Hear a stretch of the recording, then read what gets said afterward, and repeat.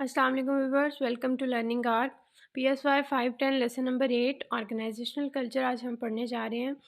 कोई भी national culture का इफ़ेक्ट ह्यूमन साइकोलॉजी पर होता है और इसी तरह ऑर्गेनाइजेशनल कल्चर पर भी, जो कि किसी भी इंसान के बिलीव्स, उनका सिस्टम, वहाँ के वैल्यूज़, ऑर्गेनाइजेशन में एक लोगों का एक दूसरे के साथ बिहेवियर कैसा है। ऑर्गेनाइजेशनल कल्चर के हम की एलिमेंट पढ़ने जा रहे हैं।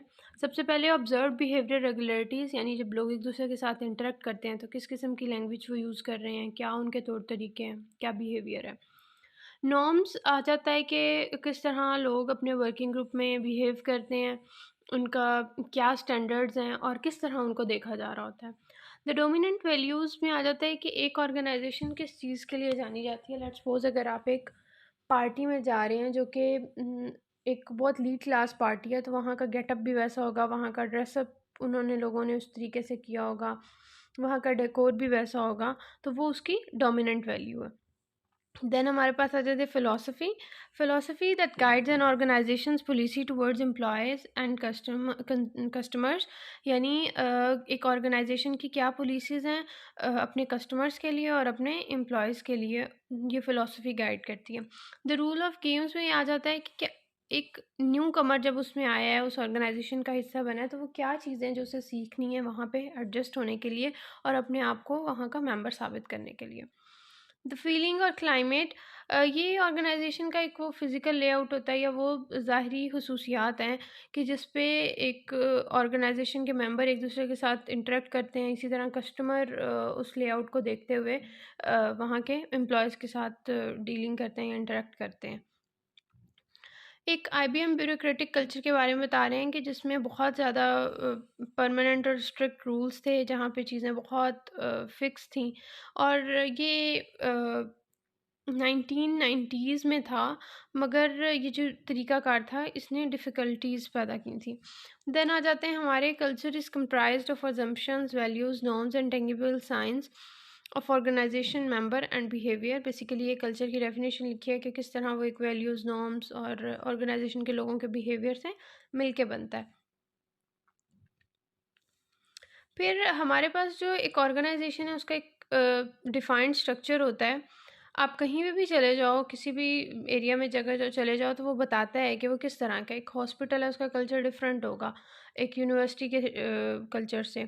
इसी तरह अगर आप किसी बैंक में जाते हो तो उसका कल्चर टोटली डिफरेंट होगा। फिर हम जब लोगों से मिलते हैं मुख्तलिफ कल्चर के, तो वो भी हमें वाज़ह नज़र आता है। अगर हम एक आर्मी ऑफिसर से मिल रहे हैं और वो इवन अपने यूनिफॉर्म में भी नहीं है, तो उसके वो रूल्स एंड रेगुलेशन, उसका वे ऑफ टॉकिंग, उसका तौर तरीका हमें ये चीज़ ज़ाहिर करेगा कि वो एक आर्मी ऑफिसर है या आर्मी कल्चर से ताल्लुक़ रखता है। देन आ जाते हैं टाइप्स ऑफ कल्चर पे। हमारे पास यहाँ डिफरेंट टाइप्स ऑफ कल्चर हैं। जेफरी ने 4 टाइप्स ऑफ कल्चर आइडेंटिफाई किए थे।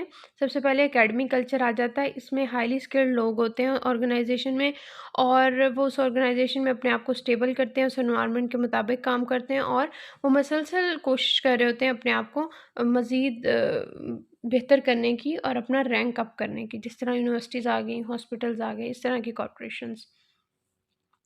देन बेसबॉल टीम कल्चर में वो एम्प्लॉयज़ होते हैं जो फ्री एजेंट्स होते हैं, यानी वो हाईली स्किल्ड होते हैं, उनके पास अपनी स्किल के ऊपर अच्छी ग्रिप होती है और वो इजीली कहीं पे भी मार्केट में मूव कर सकते हैं और अपनी पोजीशन बना सकते हैं। जिस तरह इसमें आ जाता है हमारे पास इन्वेस्टमेंट बैंकिंग, एडवर्टाइजिंग।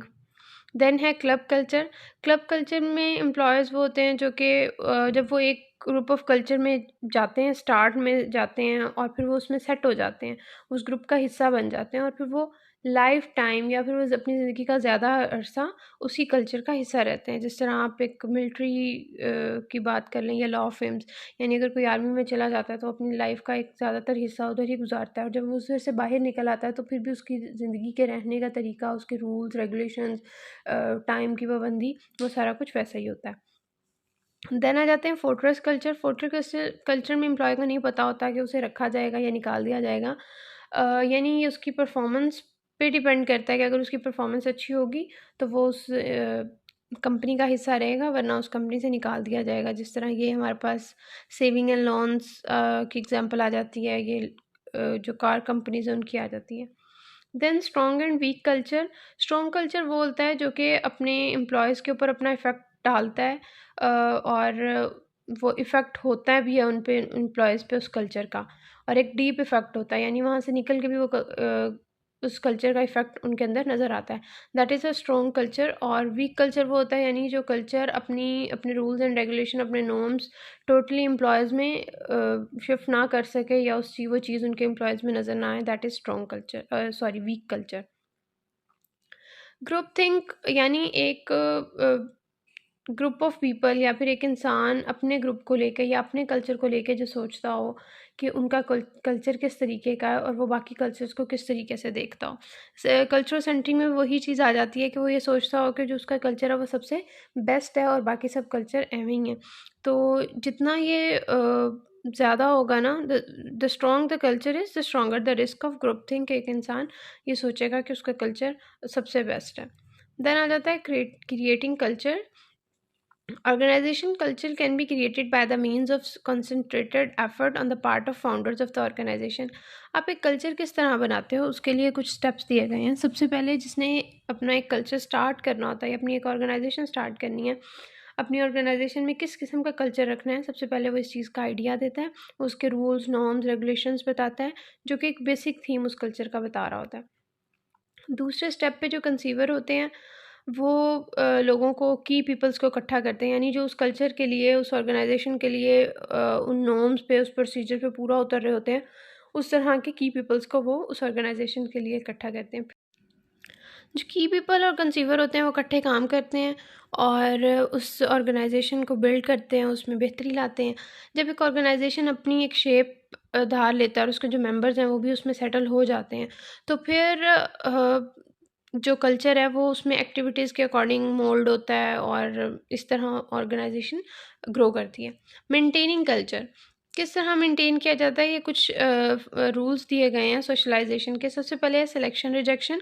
इस स्टेज पे सबसे पहले हायरिंग की जाती है, किस किस्म के एम्प्लॉयज़ रखने हैं, उनके इंटरव्यूज़ वगैरह, या कौन से उस कल्चर्स की एबिलिटी के साथ मैच करते हैं, या कौन से उस ऑर्गेनाइजेशन की कल्चर के अकॉर्डिंग है, उस तरह की एम्प्लॉयज़ को रखा जाता है। प्लेसमेंट इन जॉब, जब एक ऑर्गेनाइजेशन में बंदा रख लिया है तो उसे एक्सपीरियंस वगैरह दिया जाता है, उसकी ट्रेनिंग करवाई जाती है ताकि उस ऑर्गेनाइजेशन में टास्क को बेहतर तरीके से कर सके।